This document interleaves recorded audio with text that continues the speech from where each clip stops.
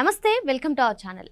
ఆంధ్రప్రదేశ్ మాజీ ముఖ్యమంత్రి YS Jaganmohan Reddy press meet పెట్టి అమరావతిపై తీవ్ర విమర్శలు చేశారు.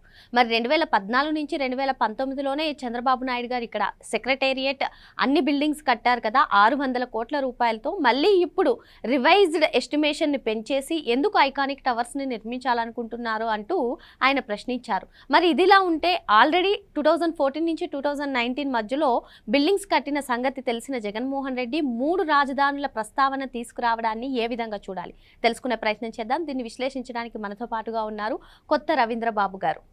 నమస్తే సార్. నమస్తే సార్. ఏంటి సార్, ఐకానిక్ టవర్స్ని నిర్మించడానికి రివైజ్డ్ ఎస్టిమేషన్ పెంచేశారు, అసలు కోట్ల రూపాయలతో అతిపెద్ద స్కామ్ చేస్తున్నారంటూ జగన్మోహన్ రెడ్డి మాట్లాడుతున్నారు. మరి 600 కోట్ల రూపాయలతో ఏదైతే సెక్రటేరియట్ కానివ్వండి ఇంకా ఏవైతే నిర్మించారో అవి అప్పటికే ఆయనకి తెలుసు. అయినా కూడా 3 రాజధానుల ప్రస్తావన తీసుకురావడాన్ని ఏ విధంగా చూడాలి? ఆంధ్రప్రదేశ్ రాష్ట్ర పీపుల్స్ క్యాపిటల్ అమరావతి ప్రజా రాజధాని మీద వైఎస్ఆర్ కాంగ్రెస్ పార్టీ అధ్యక్షులు వైఖరి, ద్వంద్వ వైఖరి ఎలా ఉందనేది నిష్పక్షపాతంగా విశ్లేషణ చేసే ప్రయత్నం చేద్దాం. ఫస్ట్ టైం బిగినింగ్లో స్టేట్ బైఫర్కేషన్ జరిగిన తర్వాత అసెంబ్లీలో రాజధాని 33,000 ఎకరాలు అని అసెంబ్లీ సాక్షిగా చంద్రబాబు నాయుడు గారు ప్రతిపాదించినప్పుడు జగన్ రెడ్డి గారు దాన్ని పూర్తిగా సమర్థించాడా లేదా, ఉండాల్సిందే ఆ మాత్రం తక్కువ లేకుండా చూడండి కట్టండి అన్నాడు.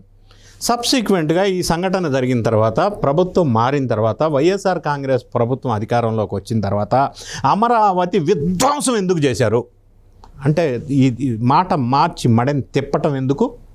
First question. సెకండ్ క్వశ్చన్, నిన్న ఆయన ప్రెస్ మీట్లో మాట్లాడుతూ లేటెస్ట్ వెర్షన్ తీసుకుందాం. అమరావతిలో మీరు మాట్లాడినట్టుగా ఆయన డీటెయిల్ లెక్కలు చెప్పాడు. అసెంబ్లీ, సెక్రటేరియట్, హైకోర్టు ఇంత ఎస్ఎఫ్టీలో ఉంది, ఇంత ఎస్ఎఫ్టీలో ఉంది. 175 crores ఒక బిల్డింగ్ కాస్ట్, ఇంకొకటి 178, ఇంకొకటి 180. 3 చెప్పిన దాని ప్రకారం అరౌండ్ 600 crores అక్కడ ఇన్వెస్ట్మెంట్ చేశారు.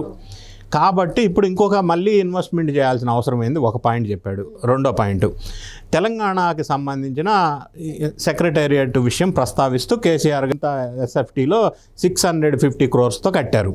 మరి ఈ 3 బిల్డింగ్స్ కూడా ఆల్మోస్ట్ 600 crores. మరి ఇది కరెక్టే కదా? ఆయన తెలిసో పొరపాటు నిజం చెప్పాడు.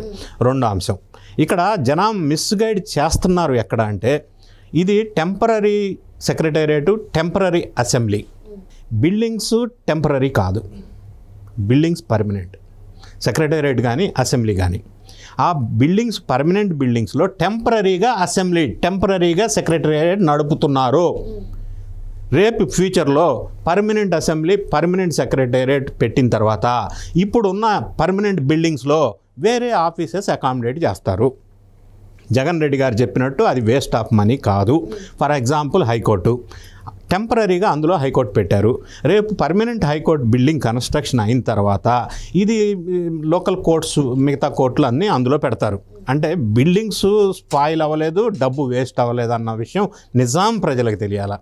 రెండో అంశం, జగన్ రెడ్డి గారు మాట్లాడుతూ ఏమంటున్నారంటే అమరావతి మీద ఇంకా విధ్వంసం చేసినంత చేసి ఇప్పుడు కూడా విషం చిమ్మే ప్రయత్నం చేస్తూ ఉన్నారు. ఆయన మాట్లాడుతూ ఏమంటున్నారంటే అమరావతి కన్స్ట్రక్షన్కి వీళ్ళు పెడుతున్న అమౌంట్ ఏదైతే ఉందో అది చాలా ఎక్కువ, కంటిన్యూ పెట్టుబడి పెడుతూ పోతూ ఉంటే కంటిన్యూ మనకు లంచాలు వస్తూ ఉంటాయి, అందుకని కంటిన్యూ పెట్టుబడి పెడుతున్నారు అంటున్నాడు. ఆయన మాట్లాడుతూ ఎస్ఎఫ్టీ 9,000 రూపాయలు చాలా ఎక్కువ. అంతెందుకు ఎస్ఎఫ్టీ అంతెందుకు ఎక్కువ అవుతుంది? 9,000 రూపాయలు ఎట్లా అవుతుంది? 2,500 అంటే చాలా ఎక్కువ ఎస్ఎఫ్టీ అని మాట్లాడాడు. ఇఫ్ దట్ ఈస్ కరెక్ట్, ఆయన మాట్లాడింది నిజమే కరెక్టే అయితే ఋషికొండ వైజాగ్లో కొండని గుండు చేసి 680 కోట్లు పెట్టి ప్యాలెస్ కట్టుకున్నాడు. ప్రజా సొమ్ముతో, పబ్లిక్ మనీతో, గవర్నమెంట్ మనీతో సొంతంగా ఉండటం కోసం ప్యాలెస్ కట్టుకున్నాడు. దాని కాస్ట్ 2.15 lakh ఎస్ఎఫ్టీ, 680 crores. అది ఎస్ఎఫ్టీ కాస్ట్ 31,677 రూపీస్. అంటే ఆయన ప్యాలెస్ కట్టుకోవడానికి ఎస్ఎఫ్టీ 31,677 రూపీస్ జస్టిఫైడా? అమరావతిలో 9,000 ఎస్ఎఫ్టీ ఎక్కువ ఎలా? ఇంకొక అంశం మాట్లాడుతూ అమరావతిలో ఈ రోడ్లు గీట్లు గురించి అంటే కన్స్ట్రక్షన్కి ఇన్వెస్ట్మెంట్ చాలా ఎక్కువ ప్రాజెక్ట్ చేస్తున్నారు అంటాడు. ఇక్కడ గమనించాల్సింది ఏంటంటే మిగతా హైదరాబాద్తో మనం దీన్ని కంపేర్ చేయలేం. ఎందుకంటే అమరావతిలో రోడ్లు అంటే కేవలం అది రోడ్లకి సంబంధించిన ఎక్స్పెన్సెస్ కాదు, అందులోనే రకరకాల కేబుల్ సిస్టమ్ కానీ, అండర్ గ్రౌండ్ డ్రైనేజ్ కానీ, అండర్ గ్రౌండ్ వాటర్ సిస్టమ్ కానీ, మౌలిక సదుపాయాలు, ఇన్ఫ్రాస్ట్రక్చర్ ఫెసిలిటీ రిలేటెడ్ అందులో ఉన్నాయి. ఆ కాస్ట్లో అవి కూడా స్కోప్ ఆఫ్ వర్క్లో ఉంది కాబట్టి అది రేటు జస్టిఫైడ్ అనేది గ్రహించాలి. ఇంకొక అంశం మాట్లాడదాం. అమరావతి ఇంత ఇన్వెస్ట్మెంట్ చేసి ఇక్కడ అక్కర్లేదు, విజయవాడ గుంటూరు మధ్యలో ఒక 500 ఎకరాలు తీసుకొని అక్కడ పెడితే సరిపోద్ది అన్నాడు ఒక పాయింట్. రెండో పాయింట్, అంత కూడా వద్దా నాగార్జున యూనివర్సిటీలో పెడితే సరిపోద్ది అన్నాడు. అసలు అమరావతి విధ్వంసం చేసి అమరావతి వద్దని అమరావతిలో ఉన్న కాంట్రాక్టర్స్ని బయటికి దొబ్బేసి 3 రాజధానుల ఆట ఆడి 3 ముక్కల ఆట ఆడి ఈ రోజున మళ్ళీ అమరావతి నాగార్జున యూనివర్సిటీలో పెట్టండి, గుంటూరు విజయవాడ మధ్యలో పెట్టండి అంటే నేను మొదల నుంచి ఇదే చెప్తున్నా. ఈ డ్యూయల్ బిహేవియర్, ఈ ద్వంద్వ వైఖరి ఏంటి అసలు? ఇప్పటికీ వాళ్ళ స్టాండ్ ఏంటి?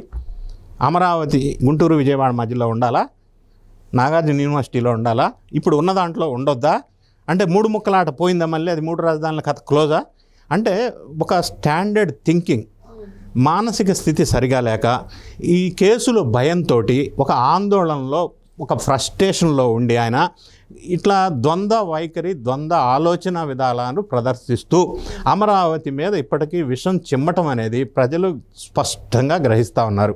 ఆయన చెప్పిన దాంట్లో, ఆయన మాట్లాడిన దాంట్లో, ఆయన చేసిన దాంట్లో ఒకదానికొకటి సింకే లేదనేది మనకు స్పష్టంగా అర్థమవుతోంది. చంద్రబాబు నాయుడు గారు ఇప్పుడు ఢిల్లీ పర్యటనలో ఈ అంశాన్ని ప్రస్తావించడం జరిగింది అమిత్ షా గారితో. మరి ఆంధ్రప్రదేశ్కి అమరావతియే ఏకైక రాజధానిగా స్పష్టం చేయండి అంటూ కోరడం కూడా జరిగింది. జగన్మోహన్ రెడ్డి వ్యాఖ్యలు కూడా ఇండైరెక్ట్ వేలో ఆయన చెప్పడం జరిగింది. మరి మొత్తానికి అమరావతి విషయం ఒక కొలిక్కి వచ్చే అవకాశం ఉందంటారా?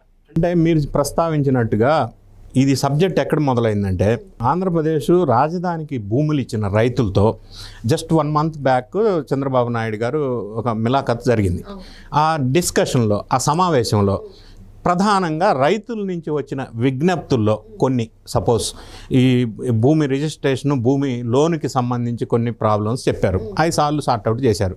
ఇంకొకటి ప్రధానంగా వాళ్ళు చంద్రబాబు నాయుడు గారికి విజ్ఞప్తి చేసింది ఏంటంటే, ఇప్పుడు మీరున్నారు, రాజధాని కడతారు, నెక్స్ట్ ఎవరో దుర్మార్గులు, ఈ రాజధాని ఇష్టం లేని వాళ్ళు, వేరే పార్టీ వాళ్ళు వచ్చి మొన్నట్లాగే మళ్ళీ విధ్వంసం చేస్తే మా పరిస్థితి ఏంది, మా బతుకేమైపోవాలా, ఇట్లా కాకుండా ఉండాలి అంటే ఇదే రాజధాని అని ఒక చట్టబద్ధత కల్పించండి అని ఒక ప్రపోజల్ చేశారు.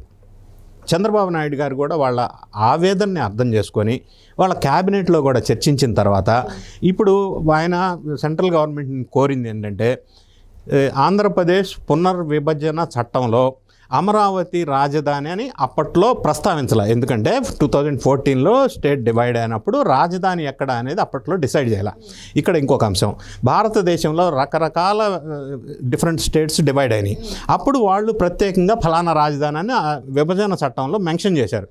మనకు ఆంధ్రప్రదేశ్ తెలంగాణ డివైడ్ అయినప్పుడు అది అవకాశం లేదు, ఇక్కడ రాజధాని ఎక్కడో తెలియదు. రెండో అంశం, రాజధాని ఎక్కడ ఉండాలనేది డెసిషన్ తీసుకోవాల్సింది స్టేట్ గవర్నమెంట్. డివైడ్ అయిన తర్వాత తెలుగుదేశం అధికారంలో వచ్చిన తర్వాత వాళ్ళు డిసైడ్ చేశారు. తర్వాత వచ్చిన ప్రభుత్వం విధ్వంసం చేసింది. కాబట్టి వీళ్ళు అంటే చట్టబద్ధత కల్పించాలంటే పునర్విభజన చట్టంలో సవరణ చేయాలి. సవరణ చేయాలి అంటే పార్లమెంటు, రాజ్యసభలో అప్రూవల్ అవ్వాలి. అంటే ఇప్పుడు ఇక్కడ ఎన్డీఏ, అక్కడ ఎన్డీఏ ప్రభుత్వం ఉంది కాబట్టి ఈ అప్రూవల్ ప్రాసెస్కి ఇబ్బంది లేదు కాబట్టి ఆ విధంగా పార్లమెంటు ద్వారా ఒక చట్టాన్ని తీసుకొస్తే అమరావతి ఏకైక రాజధానిగా ఉంటుంది. అప్పుడు ఆ రైతులకి, ఆ ప్రజలకి, ఆంధ్ర రాష్ట్రంలో ఉన్న వాళ్ళకి మళ్ళీ విధ్వంసం కాదు అని ఒక భరోసా ఉంటుంది కదా.